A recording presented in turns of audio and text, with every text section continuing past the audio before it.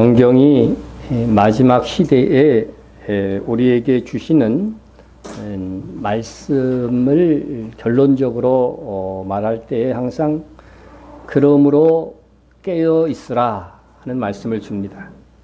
여러분 깨어 있습니까? 우리가 언제든지 주께서 이 시대에 원하시는 것을 잘 분별하고 시행할 수 있도록 깨어 있어야 됩니다. 우리가 오늘날 정말 마지막 시대에 깨어 있으려면 기본적으로 두 가지에 대하여 알고 있어야 합니다. 첫째는 이스라엘의 회복에 대한 성경의 예언입니다. 내가 올 때, 예수님께서 내가 오게 될 때에 이스라엘의 회복이 있을 것을 말씀하셨기 때문입니다. 또 둘째는 이 예수님의 재림을 방해하고자 하는 세력들이 있을 것이다. 방해하는 적그리스도의 세력이 있는데 그와 관련하여 이슬람의 방해의 계획이 있을 것을 깨닫고 있는 것입니다.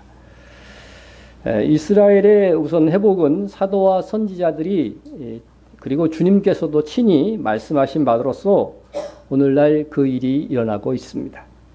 이미 1900년 동안 없어졌던 나라가 세워졌고 또 그 속에서 이제 조금이나마 예수 그리스도를 믿는 사람들이 늘어나고 있습니다.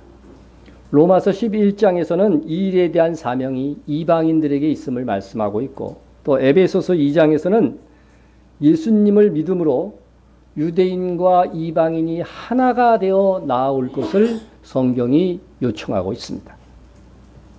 법조문으로 된 계명의 율법을 폐하셨으니 이는 이 둘로, 여기서 둘은 유대인과 이방인입니다.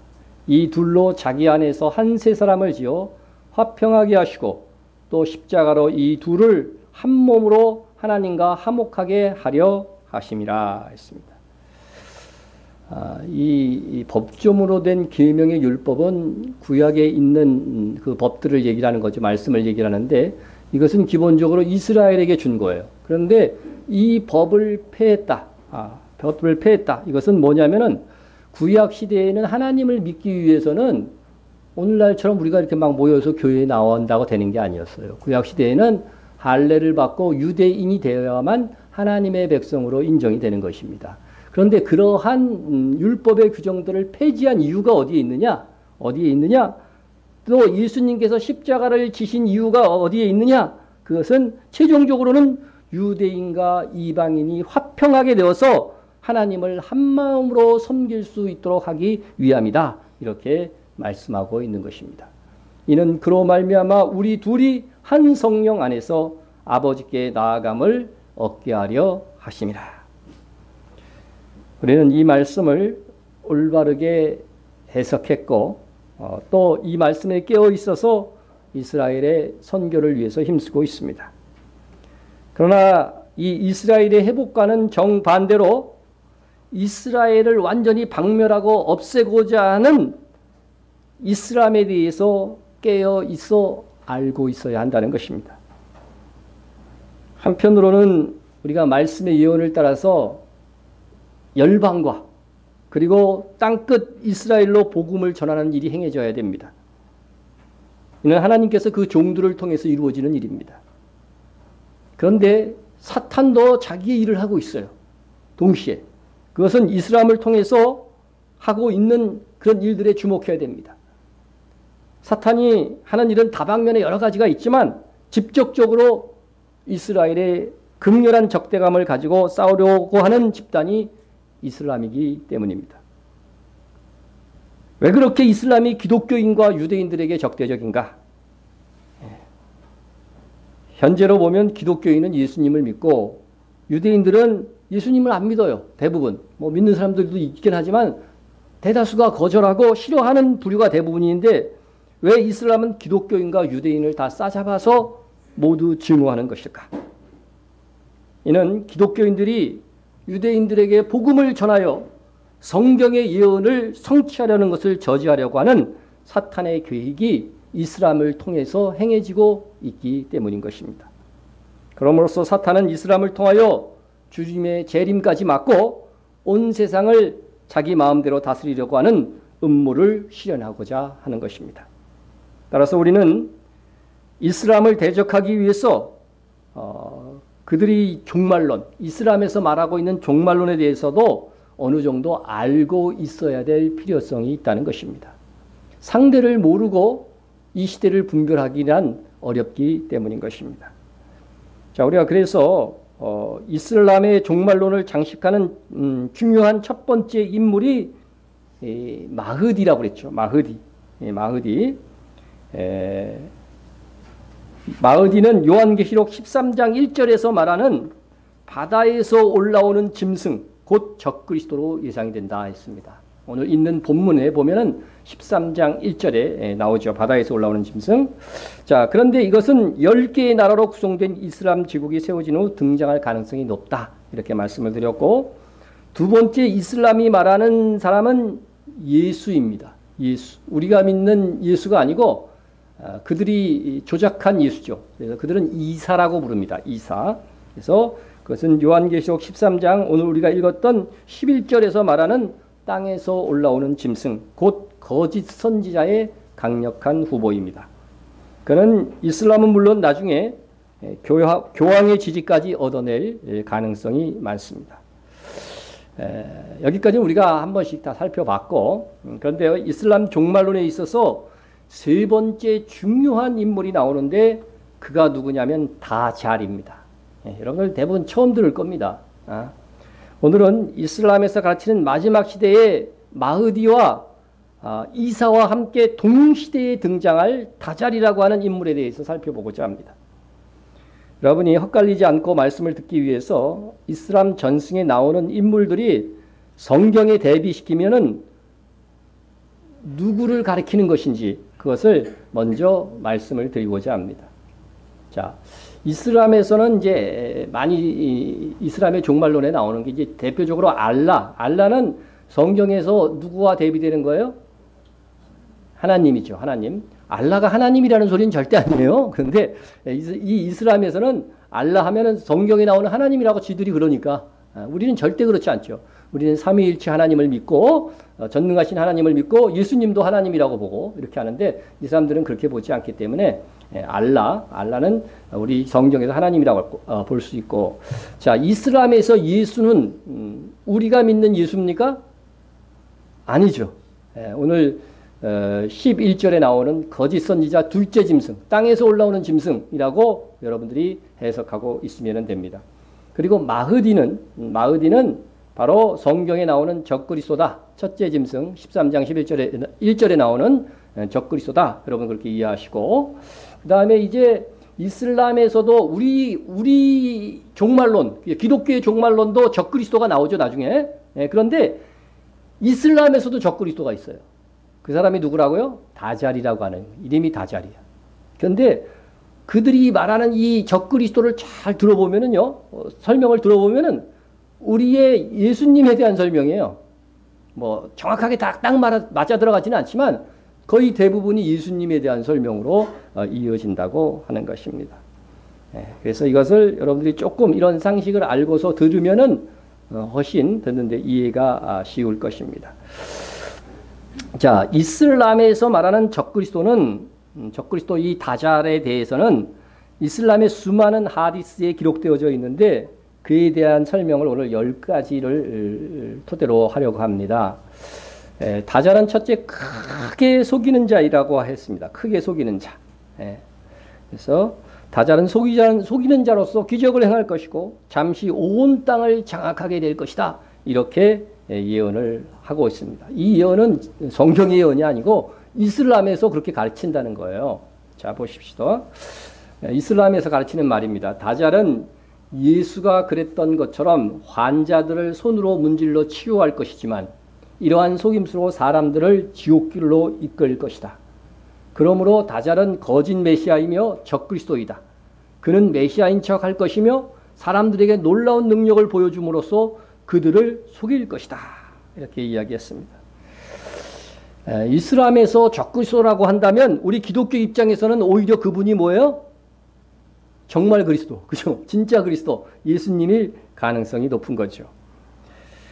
이슬람에서도 성경에서처럼 그리스도와 거짓 선지자가 있고 적그리스도까지 있다는 것이 참 어떻게 보면 신기하기도 하고 놀랍죠. 놀랍습니다. 그러나 그들의 이 그리스도는 우리에게 적그리스도고 그들의 참 선지자 이사는 우리에게는 거짓 선지자고 그들에게 적그리스도는 우리에게 그리스도의 일 가능성이 매우 높다. 이렇게 보시면 되겠습니다.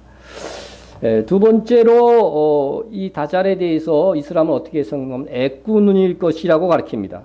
이것은 성경에 찾을 수 없는 부분인데 이슬람은 적그리스도를 애꾸눈이며 머리숱이 많을 것이다 이렇게 말하고 있는데 우리 입장에서는 조금 생뚱맞은 그런 예언이죠. 성경에도 있지 않은 예언이지만 이들은 영적으로 해석해 가지고서 나중에 합리화시키며 적용할 가능성이 있다 이렇게 생각이 됩니다. 세 번째는 다잘은 이마에 불신자라고 하는 글자가 여기에 딱 써 있다는 거죠. 그러니까 아랍어로 불신자가 카피르래요. 카피르. 그런데 카피르라고 써 있지는 않고 키역, 피읍, 리을 우리말로 한다면 그렇게 철자, 자음, 모음, 자음만 이렇게 딱 써 있다는 거죠. 이렇게 써 있는데 그들이 또 뭐라고 했냐면 신기한 것은 그것을 무슬림만 볼 수 있대요. 무슬림만 볼 수 있다고 그러고 설사 무슬림이 문맹이라고 할지라도 글자를 몰라도 그것은 무슬림은 알게 된다는 거예요. 그 글자를 알게 된다는 거예요. 그리고 무슬림이 아닌 사람은 그들의 설교 그대로예요. 옥스퍼드 하버드 대학을 나왔을지라도 읽을 수 없을 것이다. 이렇게 표현을 하고 있습니다. 하여튼 이렇게 가르치고 있어요. 이슬람에서. 니체 다잘은 기적을 행하여 현혹하는 자다 하는 것입니다. 심지어 다잘이 사람들을 부활시키는데 그것이 속임수라고 가르칩니다. 여러분 예수님께서 공중 강림하실 때에 이 땅에서는 부활이 일어나잖아요. 그러면 부활이 일어난다 할지라도 어떻게 돼요? 그거 다잘이 속임수한 거야. 이렇게 넘어갈 가능성이 있어요. 이렇게 가르치면은. 그래서 다잘은 기적을 행하여 현혹하는 자인데 무려 사람들을 부활시키는데 그것은 다 속임수다. 속임수다. 만약 텔레비전 화면처럼 그렇게 나오는 것이지 진짜 부활이 아니다. 막 이렇게 가르친다는 것입니다. 다잘은 악마의 힘을 갖게 될 것이다. 그는 무슬림을 위협하여 그들의 신앙을 버리고 자신을 따르게 할 것이다. 그는 진리를 감추고 거짓된 것을 가지고 나올 것이다. 예언자는 다잘의 손에 마치 텔레비전을 보는 것처럼 죽은 자의 모습을 보여주는 능력이 있을 것을 말했다. 이렇게 이슬람에서 가르치는 겁니다. 또 다섯 번째는 이슬람에서는 다잘이 와서 자신을 예수 그리스도며 하나님이라고 주장할 것이다. 이렇게 가르친다고 하는 것입니다. 이슬람 전승은 다잘이 유대인의 메시아로 자신을 하나님이라고 주장할 것이라고만 기록하고 있어요. 사실 기록은. 그래서 대부분의 무슬림들은 이것을 해석해서 다잘이 자신을 예수 그리스도라고 주장할 것으로 추정하면서 가르치고 있다고 하는 사실입니다. 그래서 그리고 여섯 번째로 다잘이 엄청나게 빠르게 공간 이동을 할 것이다. 그렇게 가르칩니다. 엄청나게 빠른 속도로. 이는 사실 부활하신 예수님께서 육신을 가졌음에도 불구하고 보여주신 모습이죠. 그죠? 다 문을 잠그고 제자들이 그죠? 안에서 이렇게 숨어 있었는데 예수님이 거기에 어떻게 됐어요? 육신을 가졌는데도 그냥 나타나셨죠. 공간 이동에. 예수님이 공생의 시절 33년 동안 세상을 사실 때는 그런 일이 전혀 없었어요. 그런데 부활하신 후에는 이렇게 공간 이동이 있었다는 거죠. 자, 무슬림 학자 무하마드 알리 이븐 주마이르 알리 이름도 길입니다. 그 학자의 말을 빌리면 이렇게 주장합니다. 다잘은 엄청난 속도로 다닐 것인데 그의 이동 수단은 거대한 노새, 나귀이다. 그는 전 세계를 다닌다. 이 정말 그들이 적그리스도라고 하는 인물이 엄청난 일을 하는 거죠. 그죠? 엄청난 일을 하는 거죠. 엄청난 속도로 막 세계를 막 공간 이동하면서 다닐 뿐이다. 이렇게 이야기한다고 하는 것입니다. 이렇게 다잘이 와서 동해 번쩍 서해 번쩍 하는데 중요한 것은 노새를 타고 다니고 큰 거대한 노새, 나귀. 근데 예수님께서 이 땅에 오셨을 때 나귀를 타신 적이 있어요, 없어요? 예루살렘에 입성할 때 어떻게 돼요? 나귀를 탔잖아요. 예수님을 연상시키는 또 동물을 여기서 이야기를 합니다. 또 물론 재림하신 예수님께서 노새를 타고 다니시지는 않겠지만 빠르게 이동하시면서 적들을 무찌를 것이기 때문에 사탄은 이러한 전승을 남겨놓은 거죠. 남겨놓은 겁니다. 진실로 이러한 이슬람의 전승을 믿는다고 한다면 실제로 예수님이 재림하셨어도 예수님을 믿지 못하고 오히려 적그리스도 다자리라고 여기게 될 것이라고 하는 것입니다. 그래서 마지막 순간까지 예수님을 믿지 못하도록 사탄은 이렇게 이슬람의 종말론도 미혹을 해 놓았다는 것입니다. 자, 7번째, 다자리 들어갈 수 없는 세 도시가 있을 것이다. 이렇게 이야기합니다. 다자리 들어갈 수 없는 세 도시를 어떻게 주장하고 있는가? 마지막 때에 반드시 적그리스도, 적그리스도가 나타날 것이다. 이 무시무시한 사건이 닥쳐올 그때에 오직 세 도시만 안전하리라. 그러니까 이 다잘이 나타나면 이슬람 세계는 굉장한 피해를 보게 된다는 거죠. 그때 세 도시만 안전하다고 하는 거예요. 메카, 메디나, 그리고 샴은 우리 성경에 나오는 다메섹입니다. 그때 안전을 원하는 사람은 누구든지 이 세 도시들 가운데 하나로 도망해야 한다. 이렇게 가리키는 겁니다. 그래서 다잘이 말한 이 도피성은 메카, 메디나, 다마스커스, 성경에 나오는 다메섹이죠. 사탄은 이 세 도시를 지금 이슬람의 아주 성스러운 도시로 만들기 위해서 이런 예언을 해놓았는지 모르지만 이들 도시는 예수님의 재림으로 완전히 다 파멸될 도시입니다. 파멸될 도시입니다. 이 이슬람의 예언을 믿고 이 도시로 예수님이 재림한 다음에 도피하는 자들은 어떻게 될까요? 예수님에 의해서 전멸이 되는 겁니다. 그 중에 다마스커스고 다메섹의 운명에 대해서는 성경에 예언되어져 있습니다. 다메섹에 관한 경고라. 보라, 다메섹이 장차 성읍을 이루지 못하고 무너진 무더기가 될 것이라. 무너진 무더기로 끝날 것이다. 이렇게 말씀해 주고 있는 것입니다. 자, 그리고 8번째, 코란의 특별한 구절을 암기하고 있으면 다잘로부터 보호를 받을 수 있다. 이렇게 가르치고 있다는 사실입니다.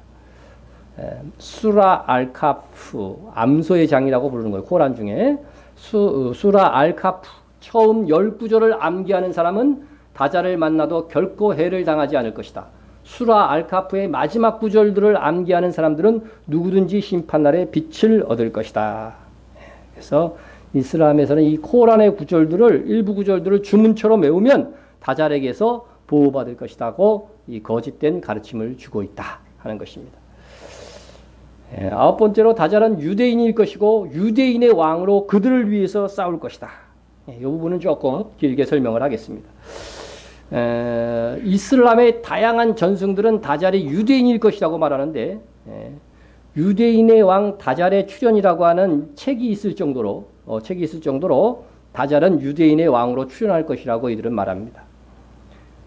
아랍인 기독교인인 사무엘 샤이드는 이슬람의 종말론을 우리에게 이렇게 소개해 주고 있습니다.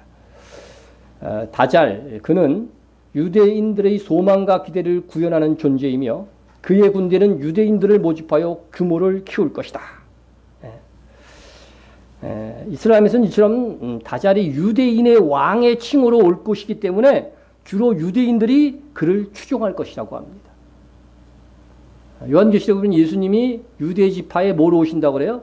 사자로 오신다 그랬죠. 유대인의 왕으로 오신다는 거예요. 왕으로 오신다는 거죠. 또한 이슬람에서는 뭐라고 얘기하냐면은 이 다잘이 유대인의 왕으로 오는데 여자들이 매우 무지해가지고서 쉽게 유혹되어 다잘을 추종하는 비정상적인 대열에 참여할 것이다. 이렇게 이야기합니다. 그래서 이는 이슬람에서 여자들을 아주 사람 취급하지 않고 아주 무지한 존재로 여기는 그런 이슬람다운 그런 예언이다 생각이 됩니다. 이러한 이슬람의 다잘에 대한 예언은 정말로 성경에 예언된 재림하실 예수님과 매우 흡사하다는 거죠. 흡사해요. 예수님은 재림해서 유대인들을 규합하여 이방 민족과 싸우게 될 것입니다. 이번엔 성경을 봅니다. 예루살렘을 치러 오는 이방 나라들을 그날에 내가 하나님이니까 이제 실제로 이루어졌던 예수님이 예수님이 멸하기를 힘쓰리라. 내가 다윗의 집과 예루살렘 주민에게 은총과 간구하는 심령을 부어주리니 그들이 그 찌른 바 그를 바라보고 그를 위하여 애통하기를 독자를 위하여 애통하듯 하며 그를 위하여 통곡하기를 장자를 위하여 통곡하듯 하리라 했습니다. 예수님이 재림해서 유대인들을 규합해 갖고 이방 나라, 예루살렘을 치려고 하는 이방 나라와 싸울 것인데 그때 먼저 예루살렘 주민들에게 하나님께서 은혜를 베풀어 줘 갖고 예수님이 이제는 참 메시아다. 지금 유대인들이 예수님을 부정하고 있잖아요. 그런데 그때는 예수님이 참 메시아다는 것을 알게 되고 회개하게 된다는 거예요. 우리 말씀을 보면 그들이 그 찌른 바 그를 바라보고 있죠. 예수님을 십자가에 못 박고 찌른 사람들이 누구였어요? 로마 병정들이었지만 실제로 그 일을 어떻게 돼요? 만들어낸 것들은 유대인들이란 말이죠. 그래서 그 찌른 바 그를 바라보고, 여러분 이 스가랴서의 예언은 예수님께서 이 땅에 오지 않았을 때에 예언된 거예요. 그러니까 예수님이 이 땅에 오셔서 십자가에 못 박혀 유대인들에 의해서 죽으시고 나중에 재림하셔서 하실 일을 이 구약시대에 이미 예언해 놓으셨던 것입니다. 이 구약의 예언이 주님이 재림하실 때를 가리키는 것임을 확증할 수 있는 것이 요한계시록 1장에 나옵니다. 볼지어다 그가 구름을 타고 오시리라. 각 사람의 눈이 그를 바라보겠고 그를 찌른 자들도 볼 것이요. 이 그를 찌른 자가 누구예요? 유대인이라는 거죠. 유대인들이 보게 될 것이다. 이렇게 예언해 놓고 있는 것입니다. 또 다른 말씀을 한번 보겠습니다. 여호와의 날이 이르리라. 그때에 여호와께서, 여기서 구약 성경의 예언 중에서 여호와는 이제 재림 예수님을 통해서 이루어지는 거죠. 그때 여호와께서 나가사 그 이방 사람들을 치시되 이왕의 전쟁의 날에 싸운 것 같이 하시리라. 그날에 그의 발이 예루살렘 앞 동쪽 감람산에 서실 것이요. 여호와의 발이 감람산에 서실 것이다. 그것을 이야기하는 것은 예수님께서 재림하시면 감람산으로 입성하실 것이다. 그것을 이미 이 땅에 예수님이 처음 오셨을 때도 어디예요? 마지막 십자가 지시기 전에 어디로 입성하셔요? 이 감람산을 넘어오시죠. 그와 같이 재림 때도 똑같이 감람산에 서실 것을 예언하고 있는 것입니다. 자, 재림하신 예수님은 이렇게 예루살렘 주민들을 모아서 또 유대인들과 함께 이방 나라들과 싸울게 될 것인데 이 전쟁을 일명 아마겟돈, 헬라어로는 무기또죠. 헬라어는 무기또. 근데 히브리어로는 아마겟돈이라고 하는 이 지역에서 이 많은 이방 나라들이 모여서 예루살렘으로 진군하게 될 것입니다. 어떻게 싸울 것이냐? 우리 보시면 이왕의 전쟁의 날에 싸운 것 같이 하시리라 이렇게 되어져 있습니다. 이것은 무슨 뜻이냐면 이전에 여호와께서 이스라엘을 위하여 싸우신 것과 같이 싸울 것이라고 하는 것입니다.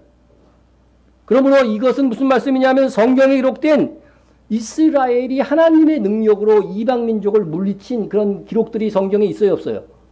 구약 성경에 많이 나와 있잖아요. 그것이 바로 무엇이냐면은 결국 마지막 날 예수 그리스도와 그의 군대가 예루살렘을 멸하러오는 이방 나라를 칠 전쟁의 모형이고 예언적 성격이 있다 하는 것입니다.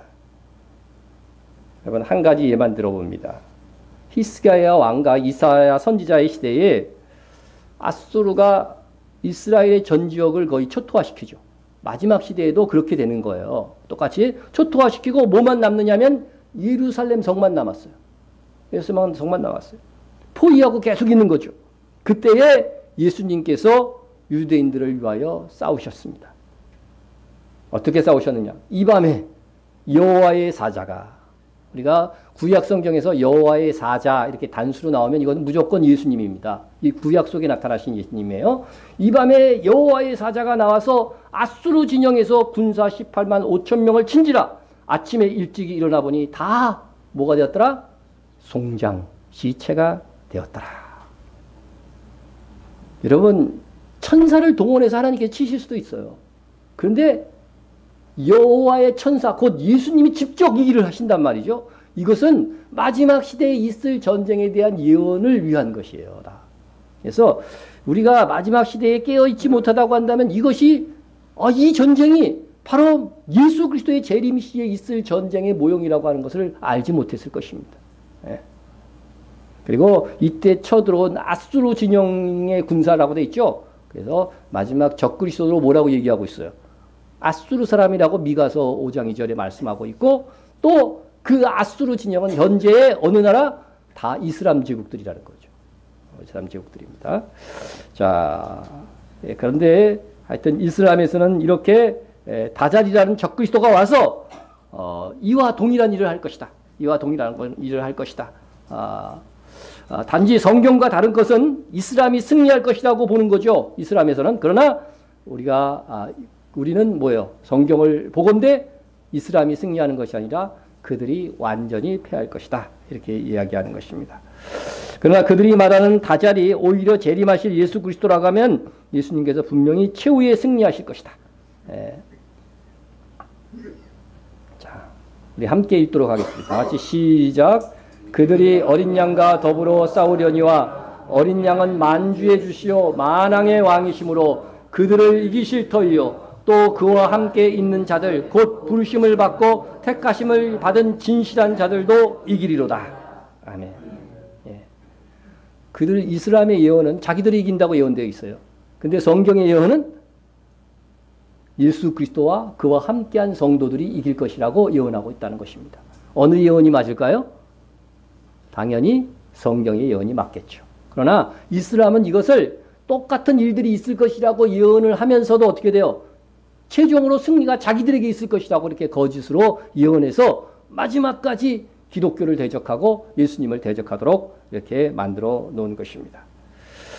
자, 열 번째 이슬람에서는 다잘이 예수에 의해 죽임을 당할 것이라고 합니다.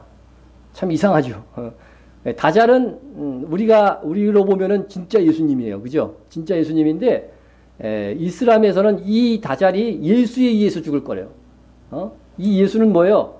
가짜 예수인 거죠. 우리 입장에서는 가짜 예수입니다. 그래서 이 사이에서 죽임을 당할 것이라고 그들은 말합니다. 그래서 팔레스타인 자치정부의 이맘의 설교에서 따왔는데 한번 보세요. 뭐라고 얘기하는지. 우리가 알라의 도움을 기다리는 동안 이 도움은 뭐냐면 마흐디와 예수가 올 거라는 거예요. 예수가 와서 예수님이 이제 이슬람을 믿고 이렇게 되는 거죠. 기다리는 동안 유대인들은 그들의 거짓 메시아를 기다립니다. 이건 진짜 예수죠. 이슬람에서 말하는 예수의 정결한 손이 유대인의 거짓 메시아를 죽일 것입니다. 어디에서? 팔레스타인 로드시에서 말입니다. 팔레스타인은 과거에도 그랬듯이 침략자들의 무덤이 될 것입니다. 이렇게 얘기하는 것입니다.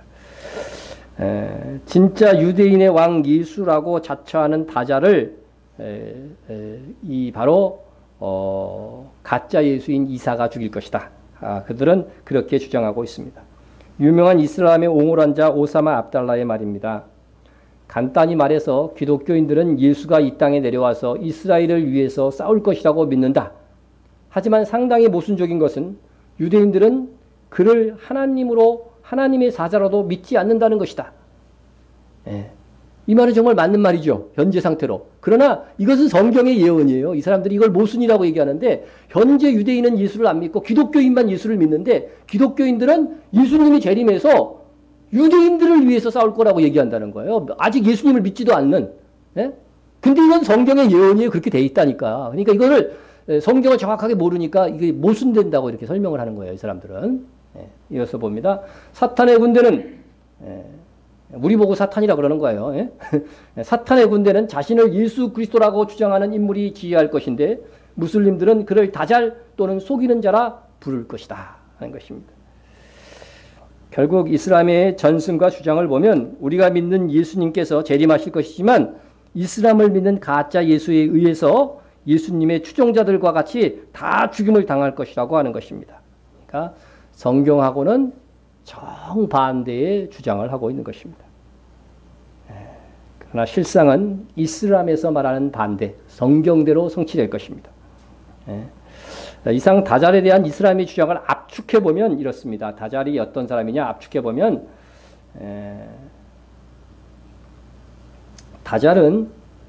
다잘은 자신을 신이라고 주장하는 유대인의 메시아 예수 그리스도다.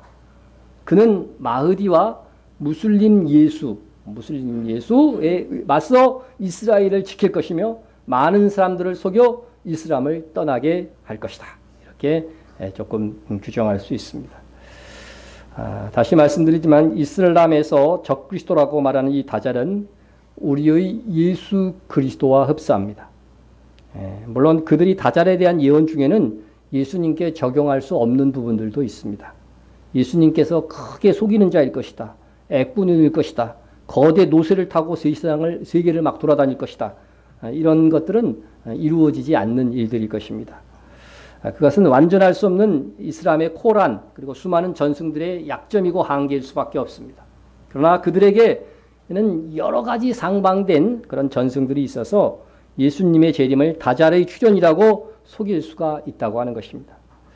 그러면 왜 이슬람 종교는 성경의 예언과 상반된 이 종말론의 예언을 가지고 있는가 하는 것이죠.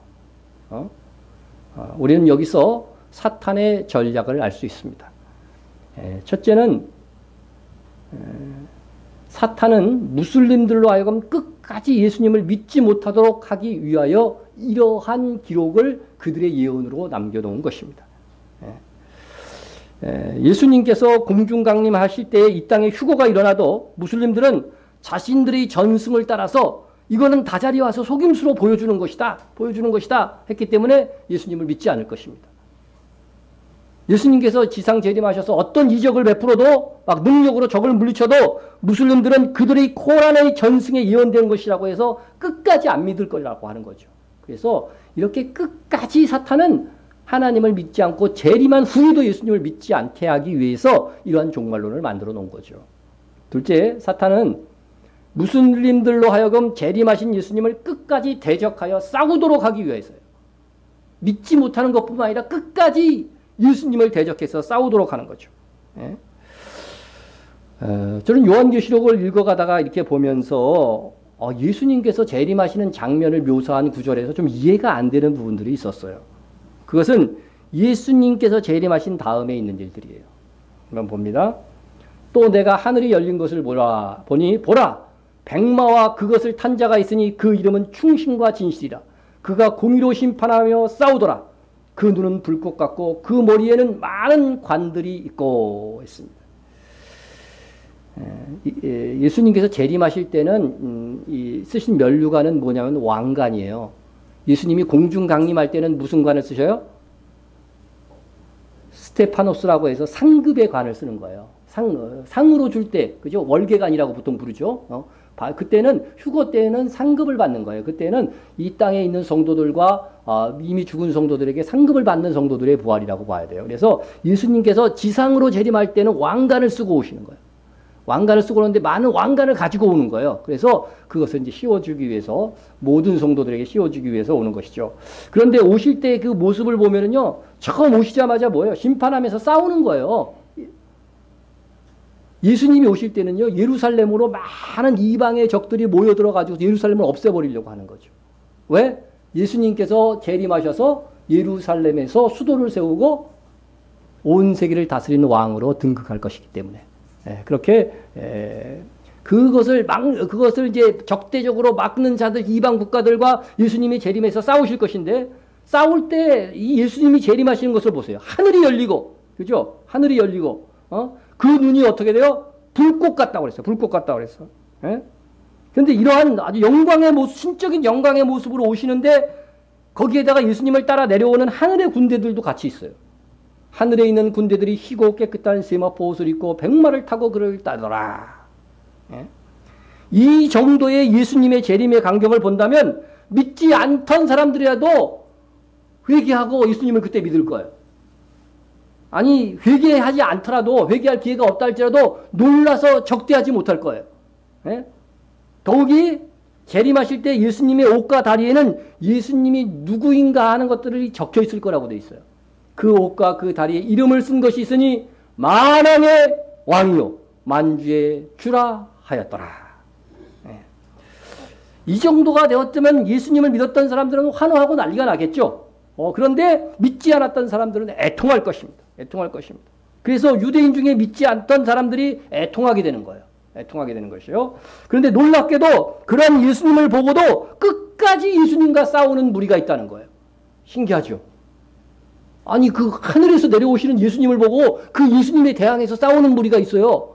보세요. 또 내가 보면 그 짐승과 땅의 임금들과 그 군대들이 모여 그 말탄 자와 그 군대와 더불어 전쟁을 일으키다가 오히려 예수님이 막 내려오니까 그 예수님을 대적하고 그 하늘 군대에 대적해서 이 땅의 군사들이 싸우려고 한다는 거예요. 이 기가 막힌 일 아니에요, 이거. 네? 어떻게 땅에 있는 나라들이 영광의 모습으로 재림하시는 예수님과 하늘 군대를 대적하여 전쟁을 일으킬 수 있을까? 이렇게 무모한 전쟁을 정말 할 수 있을까? 오늘날도 이렇게 전쟁을 하다가 천사를 보고서 중지한 그런 일들이 있잖아요. 예? 천사만 보아도 덜덜 떠는데, 예? 백마를 타고 내려오신 예수님과 그의 군대를 보고도 싸우고자 하는 것은 이해하기가 쉽지 않습니다. 그러나 이슬람의 거짓된 예언에 속은 집단이라고 한다면 얼마든지 가능하다고 하는 거예요.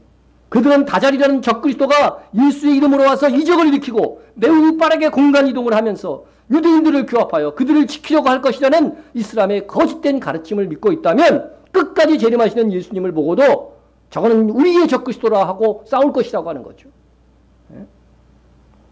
하지만 그들은 최종적으로 이슬람이 이길 것이라는 거짓 가르침에 속아서 결국은 완전히 멸망하고 말 것입니다. 여러분, 이렇게 보면 사탄의 전략이 얼마나 기묘합니까? 가짜 예수를 내세워서 거짓 선지자의 역할을 하게 하고 진짜 재림하시는 예수님의 모습을 미리 그대로 예언해 놓고 그것은 속임수니까 그러한 자가 나타나면 대적하여 싸우라고 미리부터 가르치고 있는 것입니다.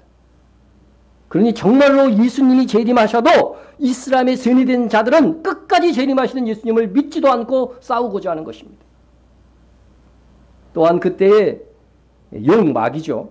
마귀와 짐승과 거짓 선지자가 총동원되어서 이것은 역사의 마지막 장면이기 때문에 총동원되어서 세상 민족을 속이고 미혹해서 예수님과 하늘 군대를 대적하게 만들 것이다 하는 것입니다.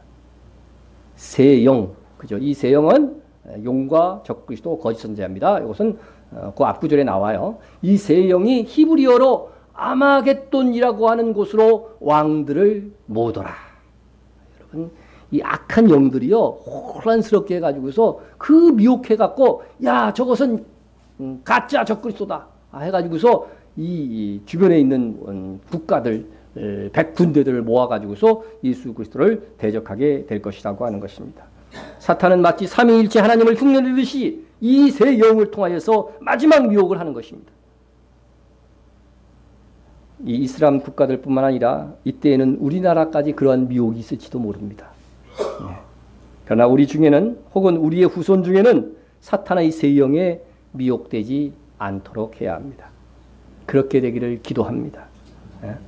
예수님의 재림을 보고도 믿지 못하고 속이는 것이 사탄이며 여러분 거짓 선지자입니다. 악한 영들의 미혹이 정말로 교묘하고 성경과 영으로 준비되어져 있습니다. 이를 안 우리는 미래에 속지 않도록 해야 합니다. 하지만 현명한 우리는 지금부터 등장한 우리 시대의 거짓 선지자들에게 속지 않도록 지혜와 총명을 가져야 되는 것입니다. 오늘날 얼마나 미혹하는 자들이 많은지 정신을 차리지 않으면 속습니다. 여러분, 왜 다른 종교보다 기독교에만 이렇게 많은 각종 이단과 교회 안에서도 미혹하는 이 거짓 선지자들가 많은가 하는 것입니다. 왜 그런 것 같아요? 다른 종교는 이렇게 이단이나 그죠? 비슷한 기독교 비슷한 유사 종교가 많잖아요. 근데 다른 종교는 이런 게 없단 말이죠. 왜 기독교에만 이렇게 이단 사설들이 이렇게 많은가 하는 것이죠. 왜 그럴까요? 기독교가 뭐이기 때문에? 진짜이기 때문에 그렇습니다. 진짜 화폐가 있어야만 위조 지폐가 있는 법입니다. 진짜 화폐가 없는데 위조 지폐가 존재할 수 있나요? 그죠? 위조 지폐도 그걸 가지고서 악용해가지고서 어떻게 해요? 자기 이득을 취하는 거죠? 기독교만이 진짜이기 때문에 기독교에 그렇게 많은 이단들이 있는 거죠. 이슬람도 기독교 이단이나 마찬가지예요. 기독교가 먼저 생겨나고 성경이 먼저 생겨나고 그거에 참고로 해갖고 코란을 쓴 거잖아요. 600년 후에 성경이 생겨난 600년 후에. 예? 그러니까 기독교에서 이슬람이 나온 거예요. 사실은. 이슬람이 나온 거죠. 이렇게 기독교가 진짜이기 때문에 기독교에서 이단들이 많고 기독교에서 나온 이슬람이 어떻게 돼요? 여러분 이 현재 개신교와 천주교를 다른 종교로 본다고 한다면 현재 세계 1위의 종교가 이슬람이라고 그랬잖아요. 그러니까 지금 세계의 1, 2, 3위 종교가 전부 다 어디서 나온 거예요? 다 이 성경을 믿는 하나님을 믿는 여기서 나온 거예요. 왜 자꾸 여기에서 이단들이 이렇게 많은가? 불교 교인은 숫자로 따지면 굉장히 적어요. 상대가 안 될 정도로. 예? 기독교가 진짜이기 때문에 기독교에서 다른 종교가 나오고 기독교에서 이단들이 이렇게 파생되는 것입니다. 예. 기독교만이 진짜 구원의 종교이기 때문에 유독 기독교에만 셀 수 없는 이단과 거짓 선지자들이 기생하고 있는 것입니다. 성경만이 진짜 하나님의 말씀이기 때문에 후에 성경을 왜곡하고 반대하는 코란이 생겨난 것입니다. 여러분, 코란하고 성경하고는 어느 게 먼저 생겼어요? 신약 성경까지 완전히 다 끝나고 나서 코란이 생긴 거예요. 그걸 보고서 그것에 반대되는 종말론을 만들어낸 거예요. 그래서요. 예? 하나님께서 우리에게 분별의 영으로 채워주시기를 원합니다. 예. 그러기 위해서 우리가 정말 말씀을 사랑하고 연구하고 말씀대로 살아야 하는 것입니다. 그런 차원에서 세상에서 끈질기게 허물어뜨리고 하는 이 복음을 우리가 너무 잘 알고 있지만 오늘 다시 한번 그것을 되새겨보고자 합니다. 지금부터 얘기하는 것은 성경의 복음의 엑기스죠. 엑기스입니다. 그것을 다시 한번 여러분에게 말씀을 드리고자 합니다. 하나님께서 천지만물을 창조하셨습니다. 우리가 하나님을 믿는다는 것은 하나님을 뭐로 믿는 거예요? 창조주로 믿는 거죠. 그 중에서 사람은 하나님의 형상을 따라 하나님의 속성을 따라 창조했다고 되어져 있습니다. 그래서 하나님의 형상을 따라 창조된 것의 가장 핵심은 뭐냐면요. 우리에게 뭐가 있다? 영이 있다는 거예요. 하나님의 형상에 영이 있다. 영. 예? 동물에게 영이 있어요? 없어요? 혼은 있죠. 정신이라고 하는 혼은 있어요. 그죠? 동물도 생각이 있고 다 그래요. 예? 근데 우리에게는 뭐가 있어요? 영이 있다는 거예요. 영이 있다는 거죠. 동물에게는 영이 없고 사람에게만 영이 있다는 증거가 뭐예요? 동물은 하나님과 교통하는 일이 없다는 거죠. 예? 동물이 하나님을 섬기거나 예배하는 거 봤어요? 그런 건 없잖아요. 예? 이는 영이 있는 사람과만 가능한 거예요. 악령하고 교통하든지 하나님과 교통하는 것은 이 영적 존재들만이 가능한 것이에요. 영이 없으면은요, 서로 이런 교통이 불가능한 거죠. 그래서 악한 영에 의해서 사람들이 혼미해져서 그렇지 사람들에게는 누구나 존귀심, 하나님을 향하는 마음이 있습니다. 사람에게 영이 있다는 또 하나의 특징이 또 있는데 그것은 태어나서 영원한 존재가 된다는 거예요. 동물은 죽으면 어떻게 돼요? 없어지는 거예요. 소멸하는 거예요. 존재 자체가 소멸합니다. 그러나 사람은 죽어도 없어지지 않습니다. 뭐가 있다는 거예요? 사후세계가 있다는 거죠. 그러니까 노후 대비는 하면서 사후 대비를 하지 않는 사람들은 어리석은 사람이에요. 사실은요. 어리석은 사람이죠. 그래서 영이 깨어있는 사람은 잠시뿐인 이 세상에서 잘되기 위해서 사는 것이 아니라 죽은 다음에 있을 세상에서 복되고자 오늘을 살게 되는 것입니다. 그렇다면 죽은 다음에 천국과 지옥이 있다고 한다면 어떤 사람이 천국 백성이 되고 어떤 사람이 지옥 백성이 될 것인가? 착하게 살면 천국에 간다. 맞습니까? 틀립니까? 확실하게 얘기해 주세요. 착하게 살면 천국 간다. 맞습니까? 네, 아니죠, 아니죠. 네라는 소리도 하나 들어왔어, 지금. 네. 여러분, 착하게 살면 천국 간다. 이 말은요, 바로 거짓 선지자들이 하는 말들이에요. 거짓 선지자들이. 네? 뭐, 천주교에서도 그렇게 얘기해요, 지금. 네? 착하게 살면, 그러면 예수, 교회 왜 나와? 그냥 착하게 살고, 교회 나오지 말지. 착하게 살고, 천국까지. 거짓 선지자들이 말이에요. 착하게 살아서 천국 갈 수 있는 사람은 이 세상에 있어요, 없어요? 없어요, 없어요. 하나님 앞에서 정말 죄 짓지 않고 착하게 살아 천국 갈 사람 없어요. 그러면 어떠하냐? 우리가 나오냐? 결코 아니라. 에? 유대인이나 헬라인이나 다 죄 아래 있다고 우리가 이미 선언하였느니라. 기록된 바 의인은 없나니 하나도 없으며. 여러분, 하나님 앞에서는요, 의인이 하나도 없어요. 나는 죽어도 의인이라고 주장할 수 있는 분 나오세요, 일로. 큰데 싸대기를. 자기 양심을 속여서는 가능하겠죠, 이게. 에? 에? 아담과 하는 선악과 하나 그거 따먹은 것 때문에 그 말씀을 하나님의 말씀을 어기는 게 죄잖아요. 그것 때문에 어떻게 해서 에덴 동산에서 쫓겨나고 죽음이 왔어요. 사람은 선하고 착한 일도 해요. 그러나 그 마음속의 질성과 그 부패함으로 인해서 하나님께 온전히 그 말씀에 순종해서 구원을 얻을 수 있는 사람은 하나도 없다는 것입니다. 선하신 하나님 앞에서 모든 사람 중에 의로움을 인정받아 천국에 갈 사람은 없습니다.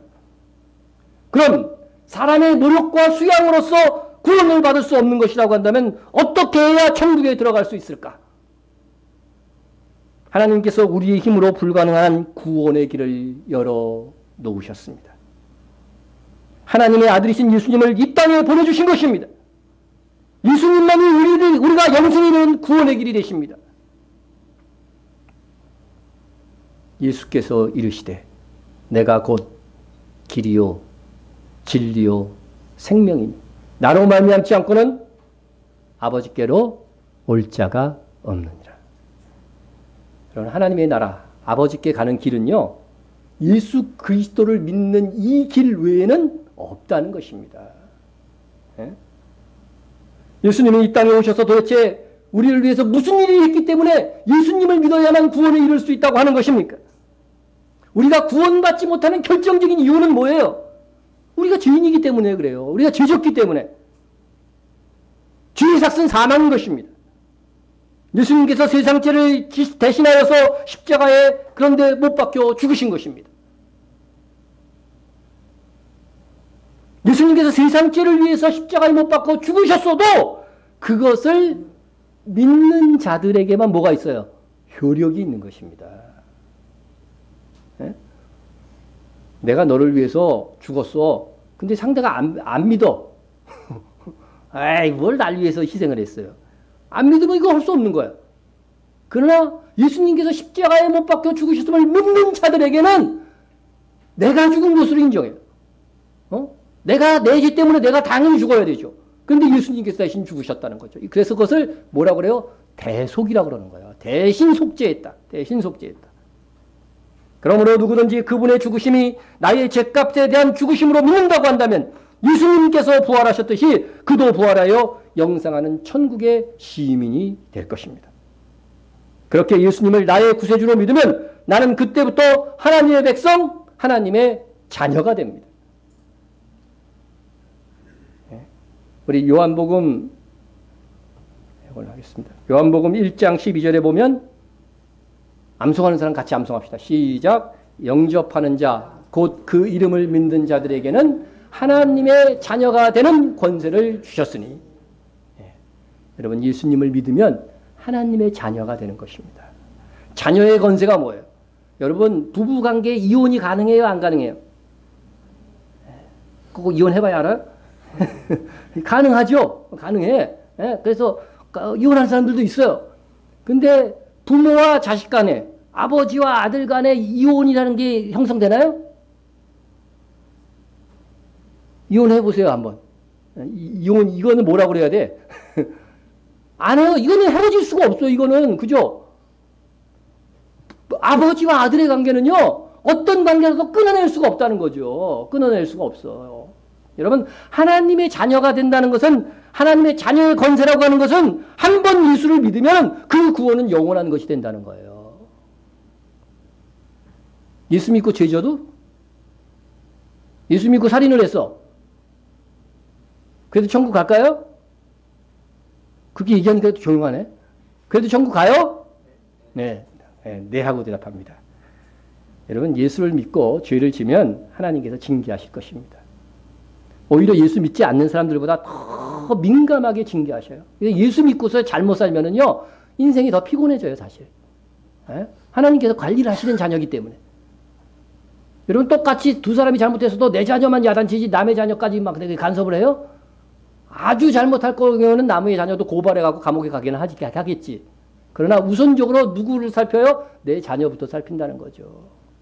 그러니까 예수를 믿으면은요, 정말 하나님의 사랑의 관리 안에 있는 거죠. 그렇지만 잘못할 경우에는 하나님의 꾸지람이 있을 수밖에 없다고 하는 것입니다. 그러나 하나님과 나와의 아버지와 자녀라고 하는 이 관계는 손상되지 않는 것입니다. 이것을 달리 말하면 한 번 받은 구원은 영원하다고 하는 것입니다. 우리의 구원이 영원하게 하기 위한 하나님의 방법이 뭔지 아세요? 근데 우리가 예수님을 믿는 것을 철회했어. 예수님을 안 믿어. 그러면 구원 못 받잖아요. 그런 일이 발생하지 않도록 하나님께서 한 번 예수 그리스도를 믿는 사람들의 심령 안에는 성령을 보내시는 거예요. 성령이 내주하셔서 성령이 우리 안에 내주하는 가장 첫 번째 이유는 뭐냐면 우리가 가진 이 믿음을 어떻게 해주신다는 거예요? 지켜주신다는 거죠. 지켜주신다는 겁니다. 그래서 끝까지 믿음을 지켜나갈 수 있도록 역사해 주시는 것입니다. 그러면 우리가 믿고 난 다음 우리가 정말 선한 행위, 주의 일에 헌신한 것은 어떤 결과를 가져오게 될까? 잘못한 것은 징계로 이르지만 잘한 것, 그죠? 헌신한 것, 그거는 어떤 결과를 가져올까?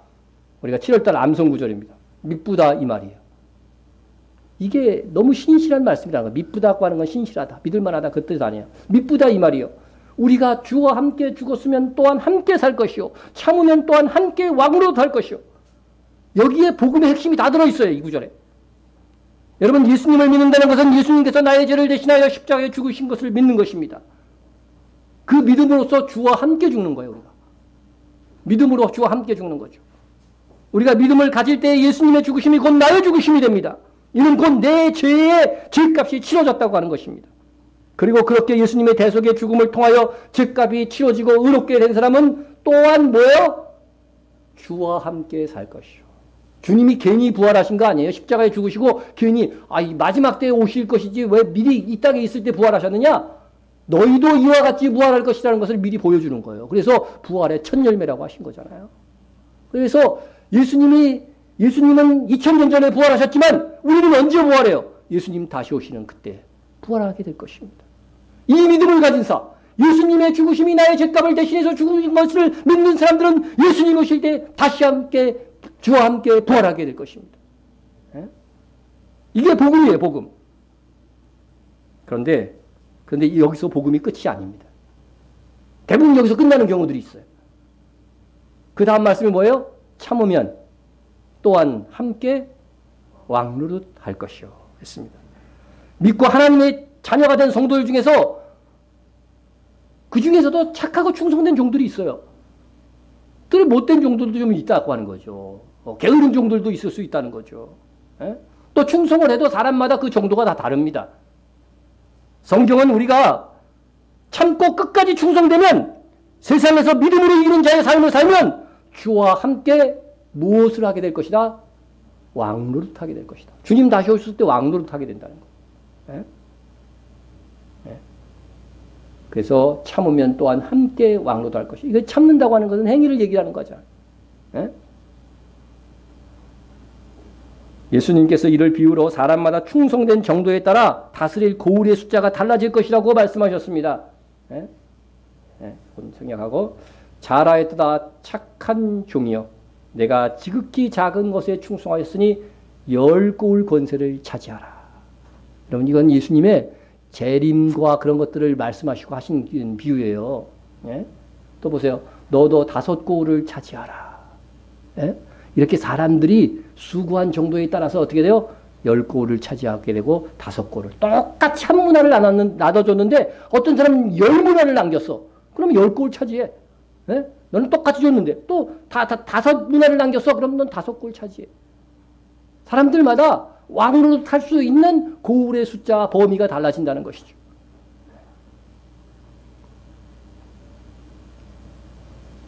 그러나 왕노릇 하지 못할 성도들도 있을 것입니다. 그때 정말 여러분들은 그렇게 되면 안 됩니다. 다 주와 함께 왕노릇하는 성도가 되시기를 축원합니다. 그러려면 뭐 해야 돼요? 착하고 무슨 종? 충성된 종이 돼야 돼요. 먼저 착해야 돼. 여러분 착합니까? 착하다고 하는 것은 어찌하든지 주님의 말씀에 순종하고 순복하면서 살고자 하는 마음이 있어야 되는 거예요. 착한 것은. 그리고 충성된 것은 그것을 뭐예요? 얼마큼 행동에 옮겼느냐는 거죠. 행동에 옮겼느냐. 여러분들이 그리스도인 돼서 악하게 살고 싶은 사람 있어요, 여기? 나는 하나님의 말씀 꼭 반대로 할 거야. 그런 사람 있어요? 없어요. 적어도 기본은 착해. 그래도 내가 연약해서 그렇지 주의 뜻을 따라 살고자 하는 마음이 있어. 그러나 그것을 얼마나 행동에 옮겼느냐. 그 충성됨. 이 두 가지가 다 여러분 하나 주님께서 보시는 거예요. 착하고 충성된 종 되어져서 여러분들 정말 열골 다스리는 권세를 갖자. 자, 이 복음은 굉장히 중요한 부분인데 마지막으로 3단계로 여러분 조금 요약을 하고서 설교를 끝내도록 하겠습니다. 복음의 1단계는 뭐냐면요. 예수님을 믿기로 결단하여 예수님을 믿기로 고백하면 그때 뭐가 확정돼요? 구원이 확정되는 겁니다. 이때 확정된 구원은 뭐냐면요. 성취된 구원은 영적으로 확정이 된 거예요. 성령께서 우리 안에 들어갔기 때문에요. 성령과 함께하는 영은요. 이미 구원이 확정이 된 거예요. 우리 안에 죄성이 있어도 영적으로는 구원이 확정이 된 거예요. 예? 그리고 그런 사람들은 예수님께서 끝까지 성령께서 내주하시면서 또 그 믿음을 지켜주실 것이다. 죄를 진다면 징계하고 그럴지라도 자녀의 신분은 상실되지 않는다. 복음의 2단계는 뭐냐면은 구원이 완성되는 거예요. 그래서 요한계시록이나 다른 어떤 서신서에 보면 몸의 속량이 이루어진다 이렇게 되어져 있죠. 이것은 몸은 영원 예수 그리스도를 믿는 즉시에 구원이 돼요. 그러나 우리의 육체는 구원됐어요? 안 됐어요? 이 육체에 있는 이 죄성 때문에 우리가 자꾸 넘어지는 거잖아요. 그래서 주님 다시 오실 때 그때요. 우리 몸도 영원히 살 수 있는 육체로 변해지는 거예요. 호련히 변화되는 것입니다. 예? 그래서 이 몸을 가지고 우리가요. 천년왕국과 영원한 하나님의 나라에서 영생 복락하게 되는 것입니다. 자, 그러면 복음의 마지막 3단계. 3단계는 뭐냐면요. 상급의 심판이 있다는 거죠. 우리 행한 것에 따라서 심판을 받는다는 것이죠. 이것은 예수 믿기 전의 것은 따지지 않아요. 예수 믿은 다음에 우리가 행한 것들에 대한 것을 주님께서 다루시는 것입니다. 그래서 그 정도에 따라서 왕노릇하는 성도가 있고 그냥 시민이 되는 하나님의 백성이 되는 자들도 있을 것이고 이 상급은 영원한 상급입니다. 중간에 없어지는 상급이 아니에요. 한 번 왕노릇하면 영원한 왕노릇이 되는 거예요. 그러면 여러분 얼마나 우리가 이 땅에서 사는 삶이 중요한 것인 것을 알겠죠. 그런데 가장 우선은 뭐예요? 믿음이죠. 그죠? 믿음이죠. 그래서 이 믿으면 최후 승리가 확정이 되는 것입니다. 세상 끝날까지 그러나 이 믿음을 가지고 유지하는 것으로 끝나는 것이 아니라 우리는 주를 위해서 사는 믿음 때문에 희생과 고난도 감수해야 됩니다. 그러면 이 세상에서 수고한 것과 비교될 수 없는 무엇을 얻는다? 영광을 얻는다. 마지막 말씀을 여러분에게 읽어드리면서 설교를 끝내고자 합니다. 생각하건대 현재의 고난은 장차 우리에게 나타날 영광과 비교할 수 없도다. 그러므로 내 사랑하는 형제들아 견실하고 흔들리지 말며 항상 주의 일에 더욱 힘쓰는 자들이 되라. 이는 너희 수고가 주 안에서 헛되지 않는 줄 알미니라.